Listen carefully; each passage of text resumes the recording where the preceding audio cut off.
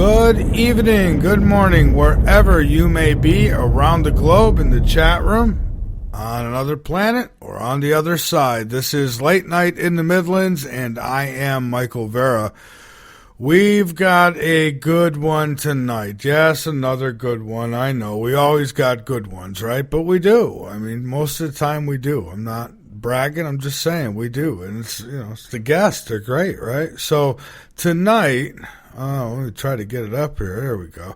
Tonight we've got Frank Huguenard with us, or Huguenard. I'm going to have to ask him which way that will go. He's been on before. I believe it's Huguenard. So Frank Huguenard. And he and I will be discussing consciousness. What exactly are we? Well, we're going to get into all that kind of stuff. Ghost, dimensions, you name it.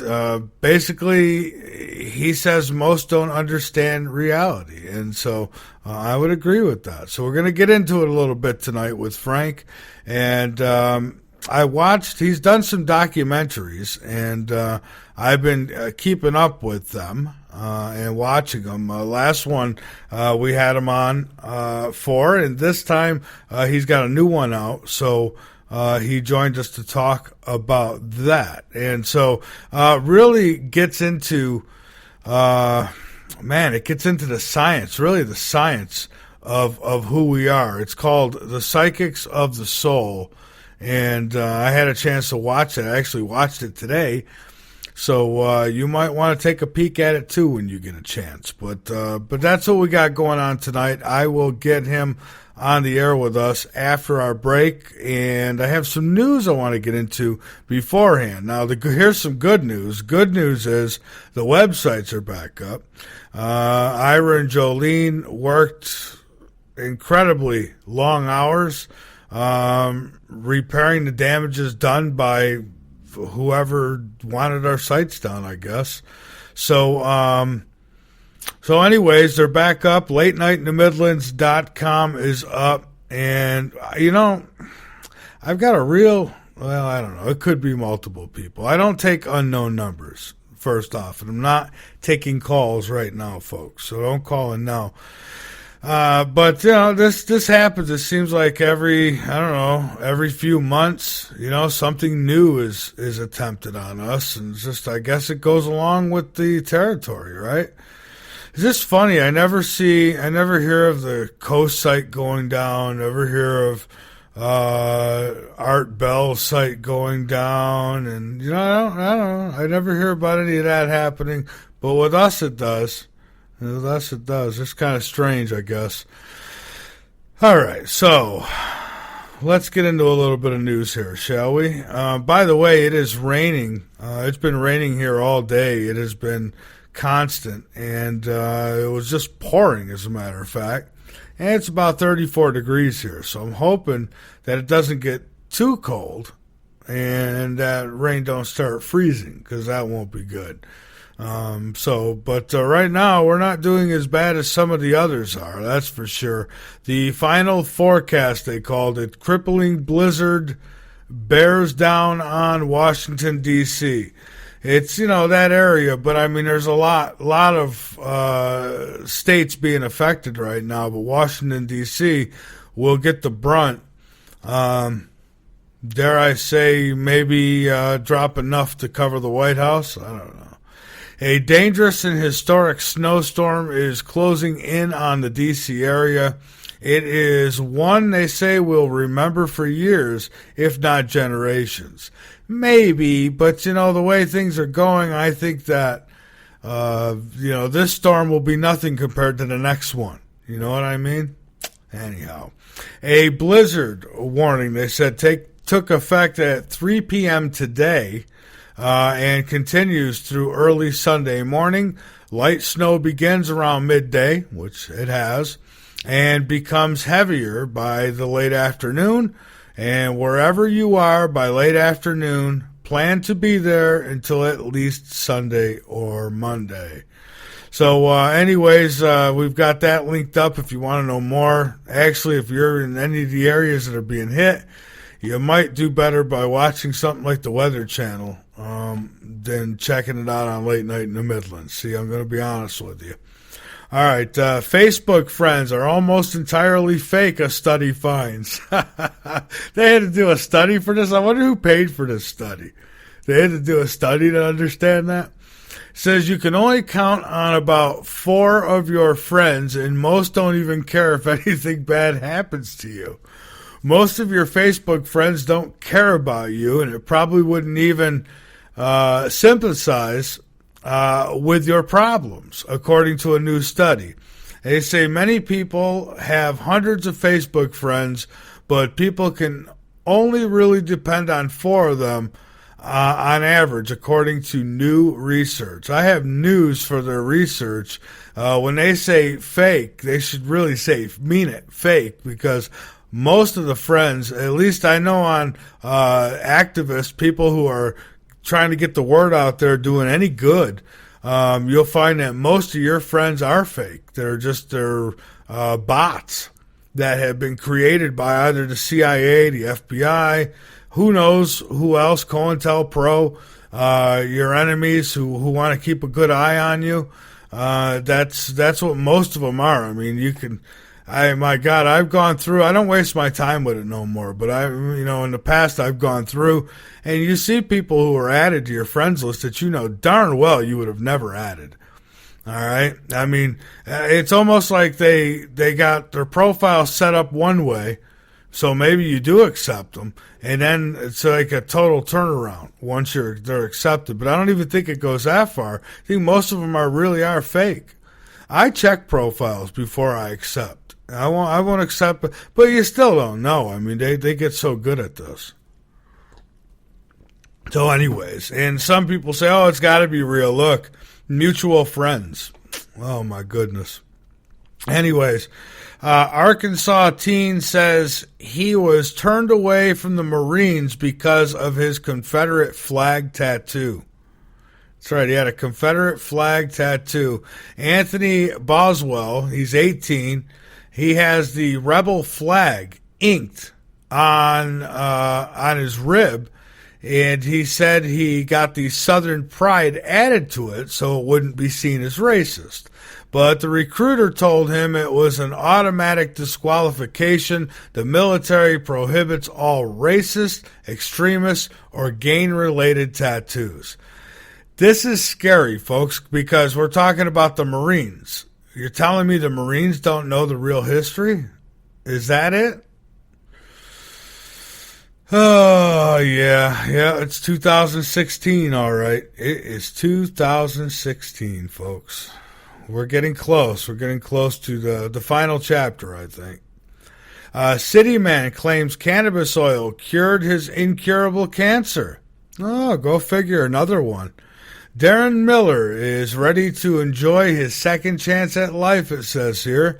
The 50-year-old Granite City man is putting out the word that a steady diet of cannabis oil coupled with chemotherapy wiped out what doctors had only months earlier diagnosed as incurable.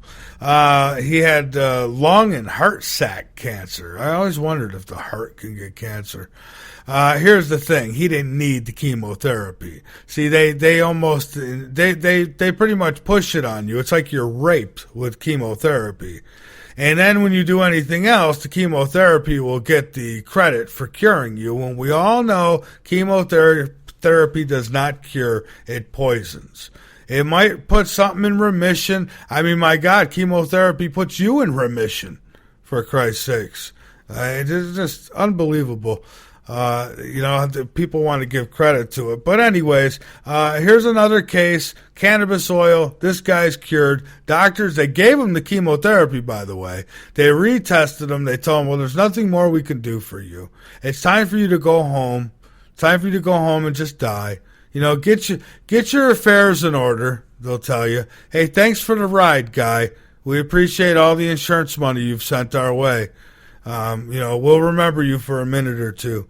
Basically that's it. So I said, I'll tell you what, if anything like that ever happened to me, I would be a new resident of Colorado tomorrow. Tomorrow. I would be gone. I'd be curing myself with the cannabis oil. There's no way I would go in and take any of that poison. These people should all be locked in a prison cell for what they've done, letting children and letting our mothers and our fathers and our uncles suffer and die of cancer when they didn't have to. Because most of them could be cured with cannabis oil. And for those who couldn't, there's other cures too.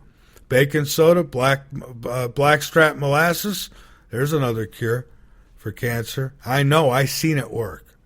So I get a little passionate with this stuff here because it's terrible. You see on TV, they show all these bald children, and they're missing body parts, and they're asking for help, and and it's really sad, and it does play on your emotions. And it makes me angry because they could cure those kids if they wanted to.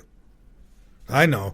I shouldn't be saying that, because it's against the law to say that cancer could be cured. But hey, here's a guy who took the cannabis oil, and he's cured. Before that, the doctors told him you're going to die. Yeah. Oh, by the way, there was this is about 5:30 this evening. This report came in. I have not been able to follow up. For our Canadian friends, an active shooter, they say, investigated at school in Canada, 2 killed. It says that the school, let's see here, it says parents and community members are asked to not attend the Dean High School at this time due to the active ongoing incident, which I'm sure is taken care of by now. That's linked up on News and Discoveries as well. All of this is, if you want to check it out. And so I wonder how those strict gun laws are doing over there in Canada. Anyways, folks, we're going to take this break. When we come back, I will have my guest Frank with me, and we're going to have a pretty interesting conversation, I think. And I would hope that some of you will want to get involved in tonight's conversation, and you'll call us at 803-392-4566, or you can call us on Skype by using our Skype ID, L&M Radio. This is Late Night in the Midlands. I'm Michael Vera, and we'll be right back.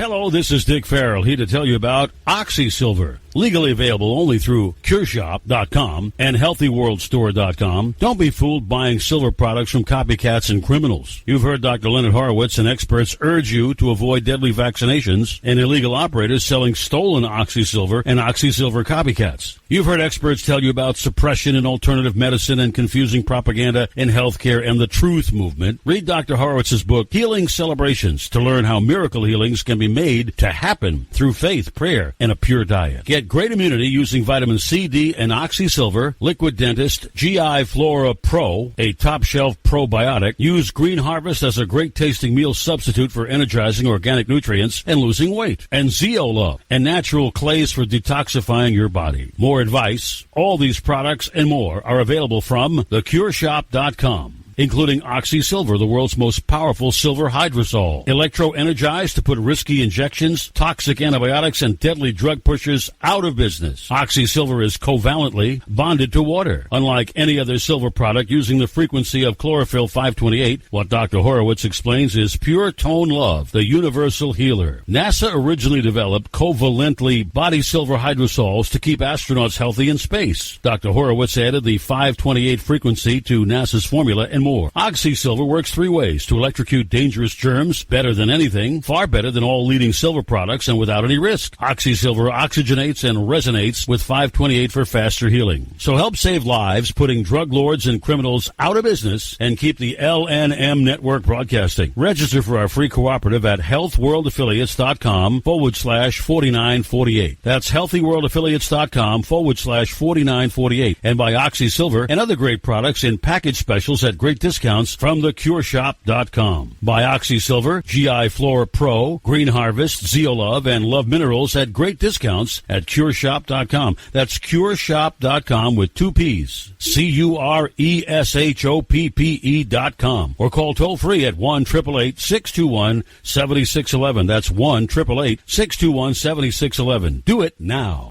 Late Night in the Midlands. We're building a bridge to the truth and beyond. Share our content and use the hashtag LNM Radio for your chance to win a free subscription. Those who use it at least 10 times a month will find themselves entered into a drawing every month to win a free 2-month subscription from Late Night in the Midlands. So spread our news, spread our website, and use hashtag LNM Radio. The LNM Radio Network offers a moderated chat room at www.latenightinthe-midlands.com. Just click the chat and listen page from the drop-down menu at the top of any page on the website, or click the Listen Live button at the top of the homepage at www.latenightinthe-midlands.com. Is there proof of God's existence in our government's records? Author Jose Collazo brings his years of research into this stunning question to light with his new book.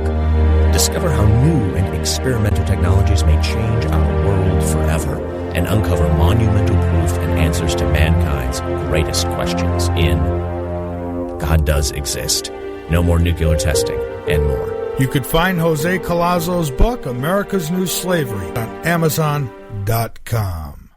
Attention LNM Radio Network listeners. Did you know that when you're on the road with limited data or Wi-Fi available, you can still listen to every minute of the LNM Radio Network by calling 605-562-4203? No smartphone app or internet needed. Saves your data plan and no extra cost if you have unlimited minutes. Call 605-562-4203 to listen to the LNM Radio Network on any phone, anytime, anywhere. This show is for the mentally sane and for those who accept an alternate reality to the lie you have been told. If you're politically correct, politically brainwashed, or politically insane, then I recommend you turn the dial immediately and go back to the lies and distorted reality that makes you feel secure in your unsecure life. We cover everything, should not be mistaken for we go along to get along. We are not those other shows who guide you down a dark hall because seeing is not beneficial to their bottom line. No, we turn a light on so you can truly see what lies ahead. We are not alternative, but if we were, then we would be an alternative to the lies, not the news, because sometimes the alternative is no better. We are independent. We are LNM, and we are saying it like it is. LNM Radio, exposing the truth, one show at a time. Hey, late nighters, I have a secret I want to share with you. What if I told you there's a way to hear some of our show content free on YouTube? Well, it just so happens there's a guy who is honest and supports Late Night in the Midlands big time. And he owns a YouTube channel I highly recommend. Non-Human Entities. Yes, non-human entities. And if you do not have a pencil handy, no sweat. You can just click one of the many banners on our website. Non-Human Entities. That's non-human entities. Again, just look for them on YouTube or click the banner on LateNightInTheMidlands.com for non-human entities. On the East Coast of the United States, from the capital city, Columbia, South Carolina, you're listening to Late Night in the Midlands with your host, Michael Vera. To talk to Michael Vera, dial 803-392-4566 or around the world on Skype. Just use Skype ID LNM Radio. You might better hold your head high if you're in D.C. because you're about to get a whole lot of snow there, and surrounding areas too. I mean, this storm, this is huge. This is a huge storm. They call it historical, and they say that this is a storm you'll be talking about to your grandchildren. You know, funny, we got some rains here in South Carolina not long ago, and they were called historic proportions, rains of historic proportions. A lot of historic stuff going on, just as they announced that they may have found, well, they say they did find, really. They know it's there, they just need to get a picture of it. That is Planet 9. Hey, you know, my guest might be able to clear a little of this up, actually, tonight, because it would appear that something so far away could affect something so far away. Anyways, we'll talk with Frank tonight about all that and more in just a few minutes. Get on over to LateNightInTheMidlands.com, become a member, and be informed. And by all means, inform others. Very important that you do so. And help us out by subscribing and donating. Especially, we could definitely use the donations right now, folks. We're not even close, but we are getting to the end of the month. We're still trying to catch up here, folks. You know, these things nobody gives us any of this. We've got to pay to make it happen. So, help us out, please. Frank Huguenard is my guest, and he received a BS from Purdue University in computer science in 1982 and has spent decades in Silicon Valley as a software engineer. About 10 years ago, he was escorted out the door of the company he was working at by an armed guard when he was fired for inventing a product that not only contained most of the functionality of Skype, but which had features Skype still doesn't have.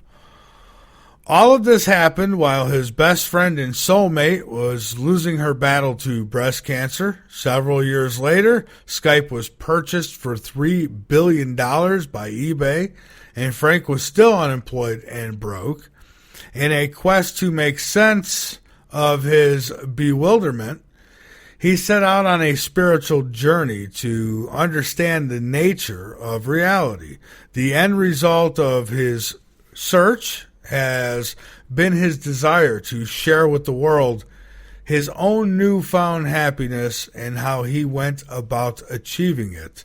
And tonight we are going to talk about all kinds of things, folks. We're going to get into the physics of the soul, if you will. So let's go ahead and bring Frank aboard with us, aboard the mothership, as I like to call it. And here we go. Frank, I welcome you to Late Night in the Midlands. I welcome you back to Late Night in the Midlands. How you doing tonight, Michael? Good. How are you? Well, I'm phenomenal, although a little bit of a blizzard going on here. Oh, yeah? Now, whereabouts are you? I mean, are you getting hammered? Not as bad as we thought. I'm up here in Boone, which is, just south of Virginia and just east of Tennessee. We were expecting 2 feet last night. Maybe we got 1 foot. So it's not as bad, but it's a lot of snow. Yeah, it's quite a bit. And they say it's just starting. So, right. You know, bury the hatchet. Get cuddled in there because it's going to keep coming. But Frank, I do want to welcome you back, and I am looking forward to talking with you and hearing a lot about. I want the listeners to hear about the wonderful documentaries that you've put together. I did watch the Physics of the Soul today. That was just fantastic, and it really gets you thinking. I mean, really gets you into some deep thought. So I thought maybe we'd start out with a little background. Lead us from then to the present. What got you so interested in these topics? Well, like a lot of people who get into this space, I've had a lifetime of experiences that are outside of normal. I mean, I've had many, many precognitive dreams in my lifetime where, you dream and you see someone you haven't seen in 4 years, and they're wearing a yellow polka dotted tie, walking down a hallway, carrying on a conversation, and then you experience that 12 hours later, and it's identical to what you experienced, and it's not just, a one-off thing. I've had many of these. I've had some psychic experiences, not a lot, nothing to bet the stock market on or anything, but when you see something in your mind's eye, I was walking, doing a newspaper route when I was about 12 with my brother, and he was the next block over, and it was his route. I had never been there before, so it was actually a neighborhood I wasn't really familiar with, and I got this flash that he had his hand mauled by a dog. And, 10 minutes later, I saw him. He's carrying his arm, and he got his hand mauled by a dog. So when you have these kinds of things that are outside of what conventional, wisdom and conventional science tells you is possible, you just don't. It's not like you need to read a story or look at a film or a TV show and say, that's interesting. You have them yourself, and there's something outside here that can't be explained in a distance time reality. And I've always dabbled in, in different types of meditation and attempts to, okay, if this is my mind somehow has the capacity to do these kinds of things, is there anything I can do to enhance this or to come to an understanding? Can I look at various wisdom texts around the world and try to understand how my experiences can be corroborated or be internally consistent with some of these other wisdom texts around the planet? So I've been a student of this sort of thing for my whole life. And, about 15 years ago, I was a Silicon Valley, jockey, wrote a lot of software and worked on a lot of products. And, my career there imploded about 15 years ago, and my whole life did actually. It was quite a train wreck, and been there, done that. Oh yeah, it was pretty brutal. Listen, if you can imagine, in the summer of 2000, over a period of time, I had 5 bosses in 6 weeks, and the company I was at was going under complete disarray, and it's a long story, but in all this chaos, I invented this product, which was 4 years before anyone had ever heard of Skype or YouTube. I invented a product that did both, and I got fired for it. And again, try to imagine at the same time this is happening, I'm inventing this genius, this is my seminal work at the time. My best friend and soulmate was losing a battle with breast cancer. So in between convalescence and trips to surgery and radiation and chemotherapy, I've got this genius product that I invented, and I get fired for it. The company I was working at thought it was a stupid idea and a waste of company resources. So they buried the product. They even to this day, if you ask them what I did, they wouldn't even recognize that's what I created. I hear in the background, I hear a little humming, and then I hear something it sounds like somebody's whipping something. I don't know. Yeah, well, I got a fire going here. I'm snuggled up, hunkered down. Oh, yeah. Okay, good. Well, I just, I know the listeners, their minds... A little bit of a fireside chat. Well, their minds could wander, so I just figure we clear that up so we could get the thought of a whip out of their minds. Well, let their minds go where they want to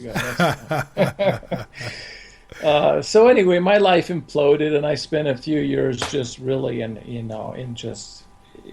was just shell-shocked and in a lot of pain. And then, I just trying to make sense of it all. I really dove into, this thing that I had dabbled in my entire life, which was, mind and meditation. And, so about 13, 14 years ago, I really went into that full steam and with a lot of determination and perseverance. And here we are today. I see. So I had to laugh because everybody in the chat got going there with the whole spanking thing. Yeah, it's hard. I see it. I can't. It's my turn to talk, and I'm laughing. But so what did you set out to accomplish with all this? Like Psychics of the Soul, it's almost like you were setting out to accomplish, what we really are. Is that what the answers you're looking for, or is it deeper than that? Well, this is I've got 4 films. I started, I started in about 2002, 2003 with my, meditation practices and yoga and various types of silence retreats and things. And after only a few years, I started having these amazing meditations, just 2, 3, 4 hours of what I could only describe as pure divine love or pure bliss, pure joy. It's just mind blowing. What's out there when you get beyond the 5 senses. And so initially, what you do when you encounter this is you want to share it with people. So I had initially penned a manuscript that never got published entitled Beyond Me. And then in 2010, I took my background in software engineering and decided to make documentary films. So these films I've created, I've done without any background experience, training, or help. I've done them 100% on my own. And that's right now it's a total of 5 hours of really deep, mind-blowing information about who we are, what it means to be a human being, and what I've really set out to do is to try to explain. I kind of like to think of myself a little bit like I don't. You hate to put yourself in the same category as other people, but Joseph Campbell's a big hero of mine, and he was a spiritual anthropologist. He looked at all the different traditions and distilled out the commonalities between them all, and then resynthesized that. And that's what I do a lot in my films, is try to resynthesize information that I've gleaned from various traditions and present it in a Western format that's very easy for people to understand. And I found interesting the part where the conversation about how much science has been able to prove and what we are. We feel solid. Everything around us feels solid, but you say no, it's not solid. It's so then what are we? What? Well, that's just the rub, isn't it? Yeah. So let me sort of break down the chronology a little bit and try to explain what the current project is, so that people can get an idea of what the physics of the soul is all about. I had done 3 films, and by the way, the website's you probably posted it already, but the website's beyondmefilms.com. I did the first film, Beyond Me, and then Beyond Belief and Beyond Reason. I did an original trilogy on sort of the nature of consciousness and looking at, like I said, different traditions, and looking at some of the Eastern traditions as a scientific, methodology. And then I had put it down for a couple years, and then about 18 months ago, I set out to create a documentary film on healing and consciousness. And right now, if you get a paper cut and it heals, science has no clue on how that actually happens. There's not even a decent theory on how healing happens, even things that we just watch, like I said, like a paper cut. Not to mention, we've got, I've heard the other day, we've got some 250 different modalities, and maybe the number's as high as 500, of different energy healing modalities. So I set out to create a film 18 months ago on trying to get an understanding on what, if someone's doing prayer, or if they're doing Reiki, or, different types of gyre healing, or, any of these healing modalities, esoteric healing. I wanted to be able to create a scientific discourse to describe and come up with a model for how these healing events actually occur. And as soon as I got started, I quickly realized that this is just a massive project. It's probably a series of 10 films altogether. Because it's really interesting because when you start to talk to scientists, which I feel, and there's a couple, legitimate scientists in this film, Physics of the Soul I just released.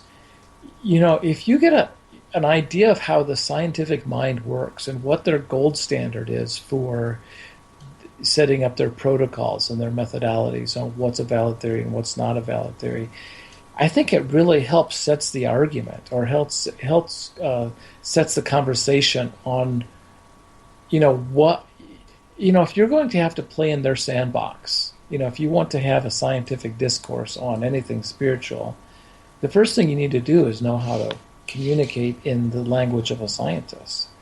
And I found it really fascinating in all my travels in understanding, what it is that they, what rules that they play by. And it's fascinating looking at the history over the last 400 years of evolutionary biology and the Cartesian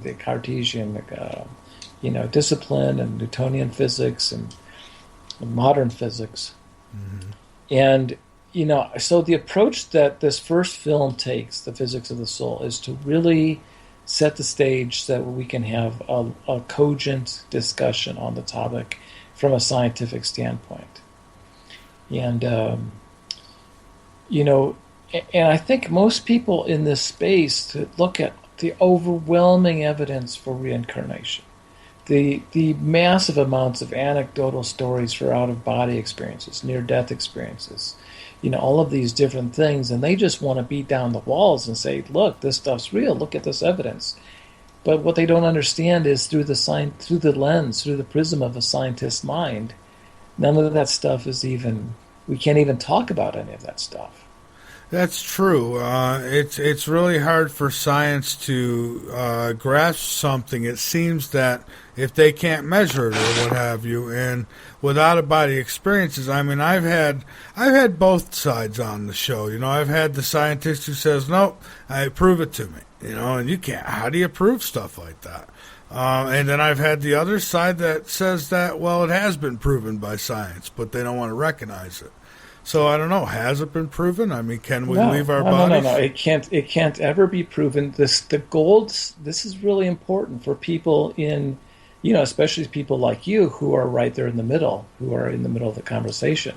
But especially people on the spiritual side, the gold standard in science is something that's called falsifiability, and this is really the center point of the film. The centerpiece of it. In science, and this is the language of scientists, and so in science you can never prove anything true. If you have a theory, you can't prove your theory true. All you can do is prove a theory false. And so you come up with your hypotheses and your theories, and according to the gold standard in science, if a theory isn't falsifiable, in other words, if you can't create testable predictions with your theory, with your hypothesis, then you can't test it. And if you can't test it, it can't be proven either way. So something like out-of-body experiences. Can we create testable predictions out of an out-of-body experience theory? Well, we can't. Can we create testable predictions out of reincarnation?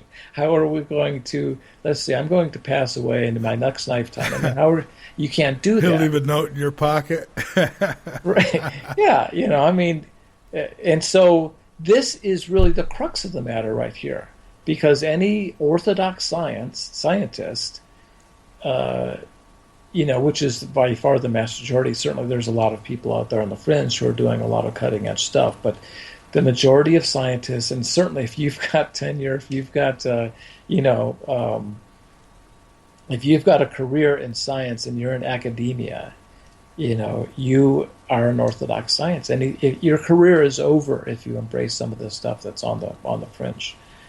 And so it's important to understand that for these guys, as soon as the discussion goes beyond something that can't be falsified or something that we can't create what they call testable predictions out of, it's the end of the discussion. And so that's a huge issue. So what gets done in the film Physics of the Soul is I say, okay, fine. If that, and the philosophers, by the way, philosophers are actually more notorious than scientists because they're like the same thing as scientists, but they don't actually even do any science.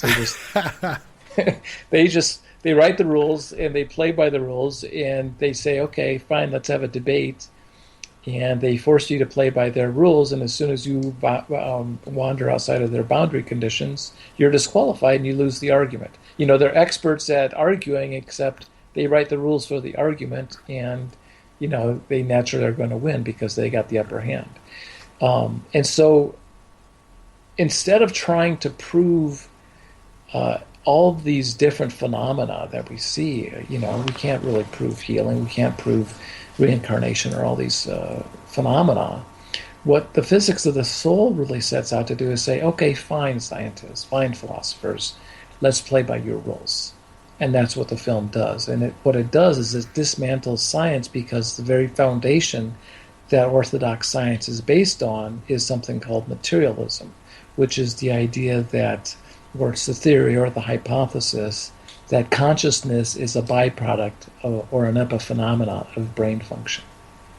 And so with that theory, and if you can just simplify the entire argument, everything that's ever been argued in this space of science and spirituality, if you can boil it all down to this very simple, nuanced idea that scientists believe in materialism. The theory of materialism is that there's nothing beyond the five senses, beyond the material world.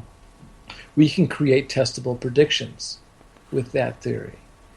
And so the film says, fine, let's play by your rules. So what happens when you do that is we prove in the film that materialism has been falsified, and that blows up the entire scientist argument. See, and I'll even go as far to say, okay, it very well could be the brain or the mind that's making these things happen, but nevertheless, I mean, it could be far deeper than that. I mean, we're not really leaving our bodies. Maybe it's just this thought that leaves our body or whatever it might be, but something is happening there. And for me, I can't just rule it out as a chemical. And for me, the reason I say that is because I had an out-of-body experience, and in that out-of-body experience, I met up with my mother, who was already passed away. And this is like crazy stuff, right? But it happened. And she told me things that would come to be in the next few days. Nothing worldly or nothing, just things from my own personal life. And she was right on. And so I got to think one of two things happened. Either she really met with me and I was really out of body, or my mind left and went and found some answers for me and brought them back. I don't know what happened, but it's so for me, I mean, it's kind of like I just go by experience. And I guess that's the best science, right? Your own experiences. Well, and this is straight out of my last film, Beyond Reason, which is, the only way to know anything is through experience. You can go through Socratic learning, where you sit in a classroom and you're taught something, but if you're taught something, do you really know it? Whereas when you experience something, that's how you know things.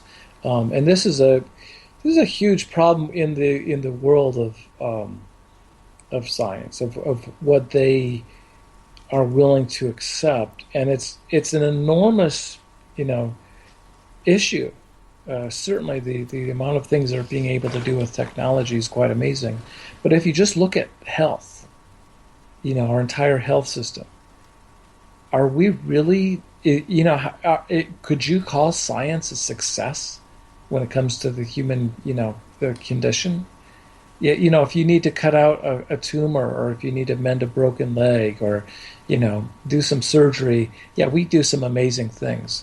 But curing diseases, when was the last disease that was really cured? I mean, science is really somewhat of a failure when it comes to anything organic or biological. Yeah, and that's true. We haven't cured anything. It's always here's a prescription. This will help with the symptoms, but it never cures. Although I find if you use what the earth has provided in many senses, that a lot of things can be cured in its natural form. Right. Well, that's just the rub. I mean, the follow-on movies, and by the way, I said I've got like another 9 more films to go in this series. It's going to be, by the time I'm finished, it's just going to be mind-blowing when you look at, what I've been able to assemble, looking at, anything from Qigong and Chinese acupuncture and traditional Chinese medicine, Ayurveda, ancient Indian medicine, all the different traditions, and looking at, there's this guy, Pierre Desjardins, who's got this quote. He passed away about 50 or 60 years ago. And it's one of the most famous quotes that's bandied about in the space, science and spirituality. We're not human beings having a spiritual existence. We're spiritual beings having a human existence. And so what does that really mean? And so the next 2 films in my series will just... you'll watch those and you'll be like, oh, that's what it means to be a spiritual being having a human existence. This is what healing means. But the entire model that science is based on, being materialistic, is missing 50% of the model. They don't understand. They'll never understand life the way that they're looking at life, because there's a component to to all of biology that's outside of the material world. And until science embraces this and begins to look at life entirely differently, they're never really going to understand anything biological. No, I don't think they are either. And it's just like, we hear all the time about certain planets and things. They tell us, well, this is how planets come together, or this is how nothing could ever live in this type of environment. And they find out that they're wrong often about these things as they learn more and more.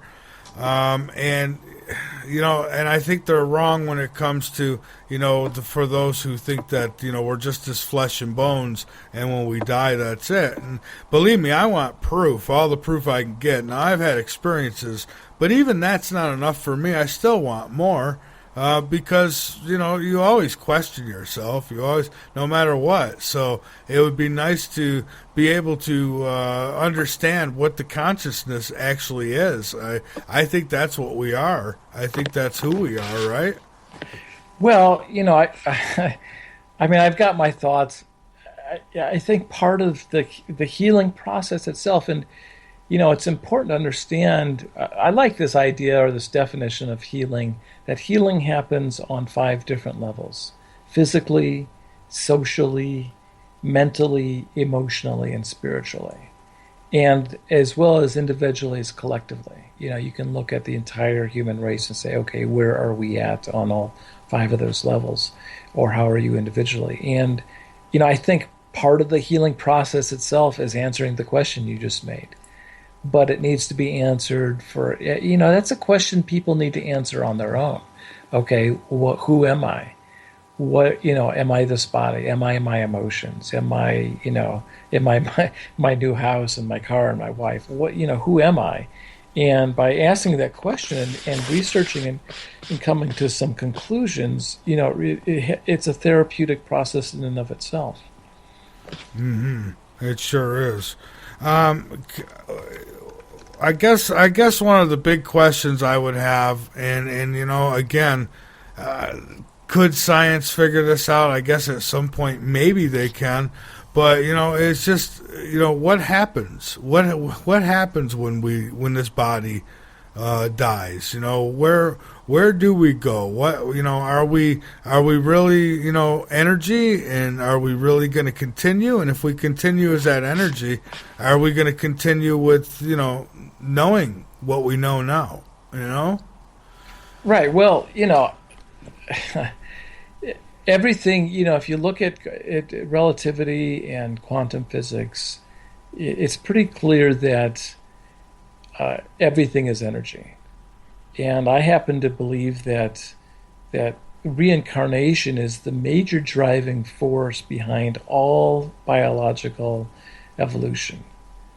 And it's said that when Buddha became enlightened, and there's a question right there. What the hell does that even mean, becoming enlightened? We hear that bandied around, or liberation, or elevated consciousness, Christ consciousness, God consciousness, Buddha consciousness. But it's said that when Buddha became enlightened, at that moment he saw every other one of his previous births, up until the point where he was a protozoa, amoeba, or whatever single cell organism he was. So, yeah, there's definitely a persistence. There's a memory that every life form, as it passes away, there's some persistence. There's some residual information. There's knowledge. We go through our existence, whether we're a worm or a tree or a human or whatever, and we have two basic purposes. One is to gain knowledge, and the other one is to give love. And this is what all of creation, this is what all of biological matter does, if you think about it. But, how is it that some species of birds understand, two identical berries, one of them's poisonous and one of them's nutritious, and they can survive.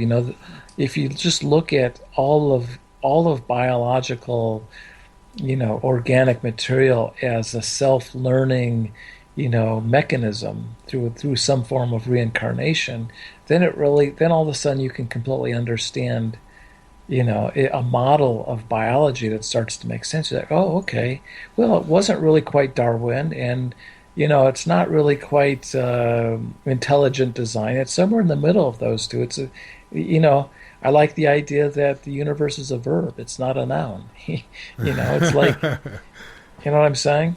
And so we're here to learn, I believe that too. But why? What are we like training for? What are we gathering this knowledge for?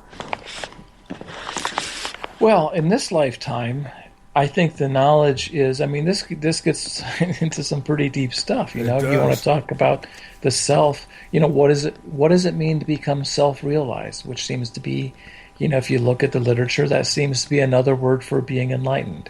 What does self-realized mean? And usually it's typed with a capital S, which implies there's just this single self. It's a reunification with Source, God consciousness. It's the dissolution or the dismantling of the ego. The ego's annihilation, and you begin to realize that this same mind that you have is just a splinter of some universal mind that we all imbibe in and imbue. And so, the ultimate knowledge, the ultimate truth, is it comes at the end of asking these questions and becoming self-realized and becoming, it's like we all have amnesia, and self-realization is actually remembering who we really are. And where does God come in all this? Is there, and me, myself, just for the record, I'm not a religious man. I guess you can call me spiritual. I know people who are really religious don't like to hear that, but, I'm spiritual, but not religious. I don't follow any dogmas or anything. But I believe that the way everything is, it just looks to me like intelligent design. Like, I mean, everything, if you took one thing out of place, it would screw everything up, it seems, right? Yeah, it's an amazingly perfect, I had a friend of mine I was having lunch with once, several years ago, talking about this stuff. He's like, but how could it be so perfect? It's like this amazing software program that doesn't have a single glitch. Religion, I've meditated. I've had amazing experiences. You and I have both had, psychic experiences with your mom and with my experiences. And so, and you look at religions, you've got this guy, Jesus. You got Buddha, and Buddha's name wasn't Buddha. Buddha's a title or a designation, just like Christ Buddha and Christ, those words are somewhat interchangeable. You've got Krishna, you got Muhammad, you've got, Rumi, St. Thomas Aquinas and St. Francis. You've got, really all the major religions have been promulgated by these guys who seem to have had these experiences, whatever they are. And so, they have basically do two different ways to try to, imbue those experiences on people. One is, it's a futile attempt to express the inexpressible. To try to talk about what the hell God is. Pardon the pun. But what is God? God is so abstract and so incomprehensible. We can't really tell you what it is, because that's just gets your mind into concepts. That's going in the wrong direction. So Jesus used a lot of parables. Well, the kingdom of heaven is like a mustard seed, that kind of thing. And Buddha said, look, sit under this Bodhi tree, don't move, observe sensations in your body. So, he took the approach of trying to assist people getting there through meditation practices and other, sort of spiritual practices like, renunciation and he would typically send these wealthy people out with begging bowls in their hand. Where's the ego when you have to go beg for food? Whereas Jesus was much more, trying to use parables and trying to talk about. But God is so far beyond anything. I have no idea. To me, it's just it's really beyond anything the intellect can comprehend. Well, but every one of these. Let me just finish for a sec here. All of these religions, though, with their dogma. And this is why I like Joseph Campbell so much, because you can look at all of these, and this to me is a scientific process. Like Joseph Campbell was a scientist. He looked at this vast canvas of all these traditions, Polynesian and East Indian and, from around the world, and you can start to create a composite image of what kind of experiences all these different transcendent beings had. And so to me, there's a tremendous value in religion, but I'm not a religious person. But if you look at them as scientific literature that's been somehow distorted over the years, you can get a lot of information and value out of it. Do you think that's the way to look at it? Because I've always looked at like the Bible and things more of a history book, and I've got a good friend who looks at it in a scientific yet religious way also. And he comes up with some pretty interesting theories on all of it. But, do any of us really know? For me, people get mad at me all the time because I'll say, they'll say, well, Jesus said this and Jesus said that. And I tell them, well, I don't know what Jesus said. I wasn't there. And they'll say, well, it's in this book. And I say, yeah, but I don't know. Again, it's hearsay to me. Mm-hmm, and they get angry at me for that. But, I'm a guy who likes fact, It's so I don't know. I do believe in a God. I just don't believe in everything that man has wrote down about it. Yeah, I don't believe in God. No. Well, I have faith. See, I try not to believe anything, because I'm a scientist, and I'm a skeptical guy. I have faith. I've looked at enough stuff that I assume that there's just, that there's a higher power. I look at the quantum mechanics. I look at all the, I have faith. But, to believe in God means you actually have to have a concept of what it is that you're believing in. It's easier to believe in the Tooth Fairy or Santa Claus or the Easter Bunny, because those are tangible, concrete things to believe in. Whereas God is so far beyond the intellect, is so far beyond anything that our intellects can possibly conceive, that it's, for me, how can you believe in something that's so far outside of that? But back to what your original point was, I would say 10 years ago, you and I would have been I would have been in complete agreement with you.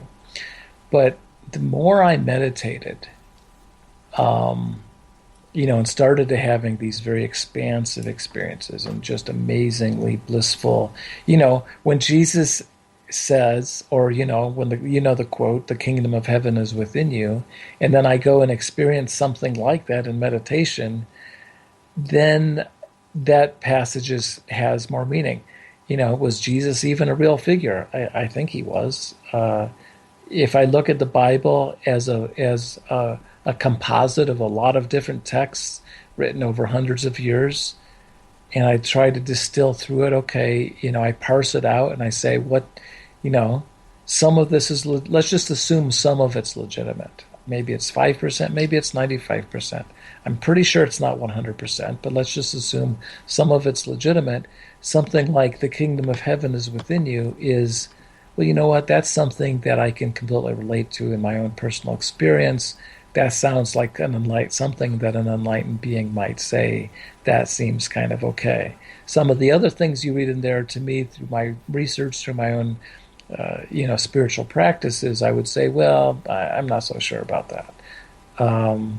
So that's the kind of approach I take. But my approach is much more of a blend of Buddhism and Christianity, in the sense that I actually practice meditation. I do a lot of research on, the Bhagavad Gita, the Quran, the Torah, texts from around the world. And, like I said, if you have every enlightened master, or you have Krishna and Buddha and Muhammad and Jesus and Rumi, and they all say basically the same sentence, you get some corroboration there. That to me is a scientific process.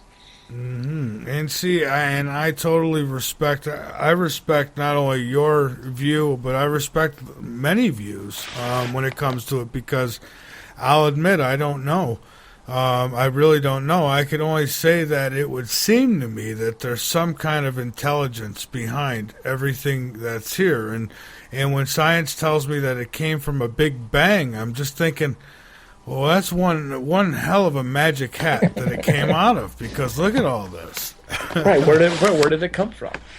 Yeah. It was a big bang of what? And what was before the big bang, Well, and those are my questions, and I try to imagine nothing, and I can't. Right. Well, yeah. Science has its place. What the film does, quite successfully, I think, is really there was about 1,400 years ago, 1,300 years ago in India, some similar to the same time as Muhammad. There was a pundit, a master named Adi Shankara, and he revitalized the ancient texts of India, Upanishads, the Vedas, Rig Veda, and Vedanta, and all these ancient texts after. And Buddha, by the way, was a Vedantic scholar. There was never supposed to be something called, Buddhism. Buddhism is a, it was a distilled down version of Vedanta. 2,500 years ago, when Buddha lived, India was extremely affluent, and you had all these extremely intellectual people, and Buddha's job was to get them out of their heads. So he took Vedanta and simplified it into just these things. And Buddhism sort of had taken over India, and Adi Shankara, about 1,300 years ago, really revitalized, the more ancient scriptures, the ancient texts of, like I said, the Vedas and Upanishads, the Puranas, and so all these followers of Adi Shankara, the spiritual aspirants, if you will, who were studying with him, they had all their friends at the time who were scientists. And of course, in Vedanta, and Vedanta is sprinkled all over Hollywood, everything from Star Wars to Avatar to, The Matrix are all based on Vedanta, which is to say that, there's an underlying force through the universe, and there goes that whip again. and basically that this is all an illusion, you want to get liberated from the illusion. And so the scientists of these spiritual aspirants 1,300 years ago, would laugh at them in jokes like, why are you going to study the unreal? Come with us physicists and study the real.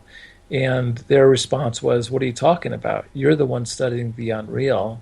We're studying, we're searching for the ultimate truth. That's the true reality. What you physicists are studying is unreal. And that is really the message of the physics of the soul, which is to say that, while orthodox scientists would call anybody talking about reincarnation, for example, as pseudoscience, what the physics of the soul says is actually conventional physicists are the ones who are the pseudoscientists. And once we can accomplish that and really break science out of the, science has basically painted itself into a corner.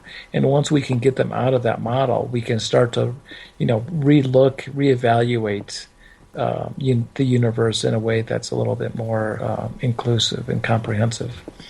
I see. So when somebody sees a ghost or what have you, and let's say it's not their mind doing this, I mean, there's been accounts of people walking through walls, even people who've had accounts of these little gray aliens going through walls. Could these be like, I don't know,